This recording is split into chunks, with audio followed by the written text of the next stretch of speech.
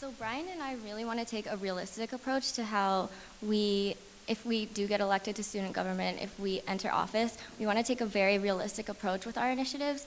So as we've said before, visibility is going to be something that we really focus on, and we really want to build strong ties within student government itself and have like a consistent branding and have a consistent perspective.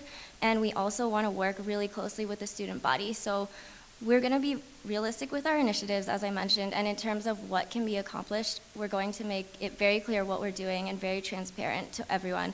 And we're going to do everything in our power to set a strong foot going forward. Yeah. I mean, so I'm Senate Chair, so I've kind of been in the midst of all this, and it was interesting for me. I've worked with Jake for 3 years, and we've gotten to know each other really well. And personal things aside, I mean, I think the biggest issue was communication. And so I think communicating with Senate is important. Like everybody says, they're communicating here. We don't need to belabor that. I remind you, stuff like our website, we want you to check up on our initiatives. But a kind of another thing moving forward is Jake and I have already kind of spoken a little bit after the meeting about ways to change the bylaws, maybe even this year, to make those duties more specific. That being said, I think the way Mila and I operate, the way I've operated with Senate, I've set a very high bar for myself. I mean, I think there are a couple times, first semester, I didn't necessarily achieve that bar, and my senators let me know in terms of not having as good of an internal communicator as I could have been about some initiatives I was doing outside of exec. They let me know this at mid-semester, and I think I changed it around. I think my senators would say I've done a better job with that. So I think I'm very open to criticism and stuff like that. And because I've been so close to this motion, I know better than anybody the standard that student government is going to hold people to. And so I'm ready to step up to that level, if not even higher, to make sure things are really going through. Right. And on a similar level, in order to be a successful leader, you need to have the support of your constituents. And if you don't have the support of your constituents, you need to know why. So I would absolutely agree that communication is the source of error in issues like this.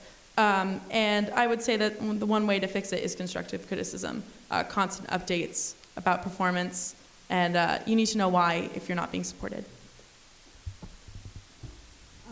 So as you know, we're very heavily interested in improving communication, and we believe that improving communication would prevent a situation like this from occurring again.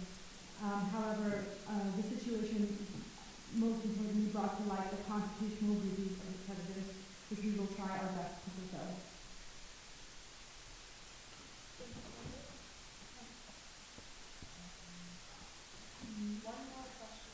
Ooh. Really quick, I just want to end this on a really positive note. Very few people have had the ability to meet Maggie, CMU's official Scotty dog. Can you think of 3 events that would be appropriate for Maggie to grace us with her luscious coat?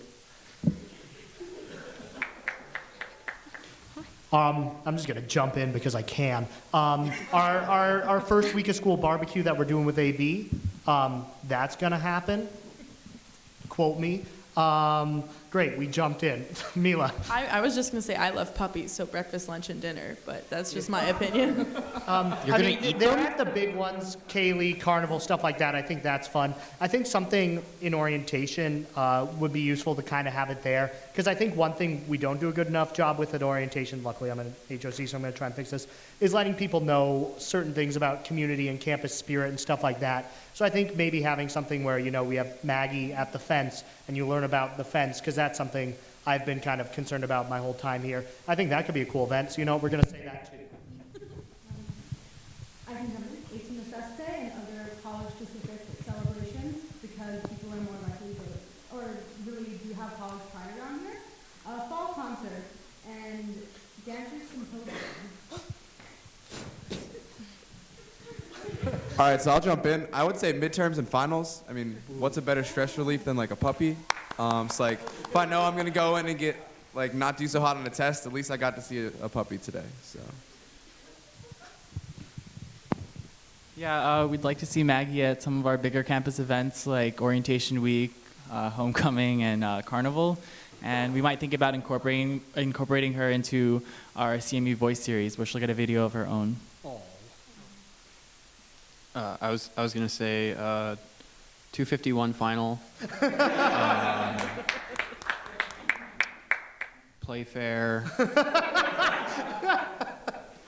and KGB Underground Tour. All right, thank you very much, candidates, for participating in this debate, and thank you, audience, also for coming to this debate. It wouldn't be possible without the help of the Carnegie Mellon Elections Board and WRCT and cmuTV. So this debate is over, but tomorrow we have the VPO and the VPF debates in Rashid Auditorium starting at 5:30, so be sure to come to that. Thank you, guys.